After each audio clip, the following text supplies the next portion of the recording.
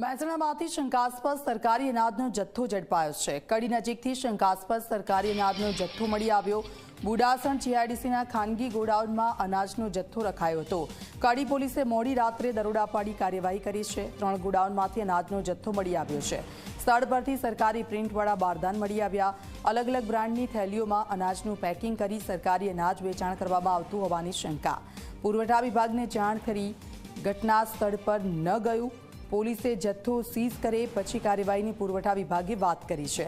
પુરવઠા વિભાગ નહીં આવતા પોલીસે જાતે જથ્થાની ગણતરી કરવાની કામગીરી શરૂ કરી હતી। કડી પીઆઈ વાઘેલા અને પીએસઆઈ ચાવડાની ટીમે આ કામગીરી કરી।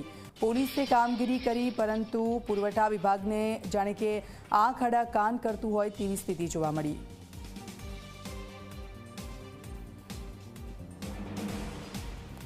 કડીના બુડાસણ જીઆઈડીસીમાંથી શંકાસ્પદ સરકારી અનાજનો જથ્થો ઝડપાયો છે। મુખ્ય વાત કરીએ તો કડી પોલીસ દ્વારા જે છે તે શંકાસ્પદ અનાજનો જથ્થો ઝડપ્યો છે। આપણે દ્રશ્યો બતાવવા માંગીશ કે 3 ગોડાઉન અહીંયા જે છે તે 3 ગોડાઉન અનાજથી ભરેલા જે છે તે હાલમાં કડી પોલીસ દ્વારા પકડવામાં આવે છે। શંકાસ્પદ અનાજનો જથ્થો હોવાનું હાલમાં તો સામે આવી રહ્યું છે। આપ જોઈ શકો છો મોટી માત્રામાં કહી શકાય કે અનાજનો જથ્થો અહીંયા મૂકવામાં આવ્યો છે। હું આપણે દ્રશ્યો બતાવીશ કે ઘઉં ચોખા સહિતનો અહીંયા જે છે તે આ જથ્થો સરકારી અનાજનો જથ્થો હોવાનું હાલમાં શંકા સિવાય રહી છે। તેના આધારે પોલીસ દ્વારા હાલમાં તો કાર્યવાહી જે છે તે કરવામાં આવી રહી છે।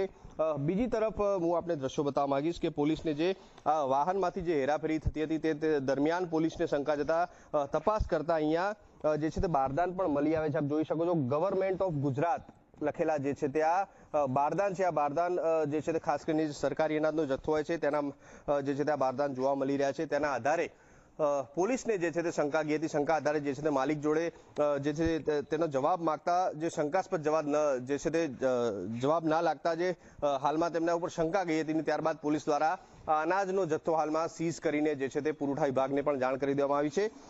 આ ગાડી આપને બતાવીશ કે આ ગાડીમાં જે છે તે જથ્થાની હેરફેર થતી હતી તે દરમિયાન જે છે તે પોલીસને શંકા ગઈ હતી। હું આપને અન્ય ગોડાઉનના પણ જે છે તે દ્રશ્યો બતાવવાનો પ્રયત્ન કરીશ કે કયા પ્રકારે અહીંયા જે છે તે આ સરકારી અનાજ જે શંકાસ્પદ જે જથ્થો છે તેનું પ્રોસેસ શું કરવામાં આવતી હતી તેનો પણ હું આપને જે છે તે દ્રશ્યો બતાવવાનો પ્રયત્ન કરીશ।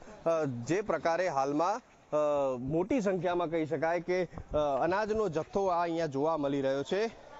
જે પ્રકારે હાલમાં હું આપને આ દ્રશ્યો બતાવીશ કે જે પ્રકારે આ વિવિધ જે છે તે અહીંયા કંતાનો જે છે તે અનાજના અહીંયા ભરવામાં આવ્યા છે। હું આપને અંદર આ બીજું ગોડાઉન છે, હવે ત્રીજા ગોડાઉનના પણ દ્રશ્યો બતાવીશ। મોટી સંખ્યામાં આપ જોઈ શકો છો ઘઉંનો જથ્થો અહીંયા જોવા મળી રહ્યો છે। આ જે છે તે ઘઉંનો જથ્થો અહીંયા મોટી માત્રામાં હાલમાં આ જોવા મળી રહ્યો છે। આ બુડાસણ જીઆઈડીસી આ ખાતે આવેલ જે 3 ગોડાઉન છે તેમાં પકડાયા છે। શંકાસ્પદ હાલમાં જે છે તે જાણવા મળી રહ્યું છે।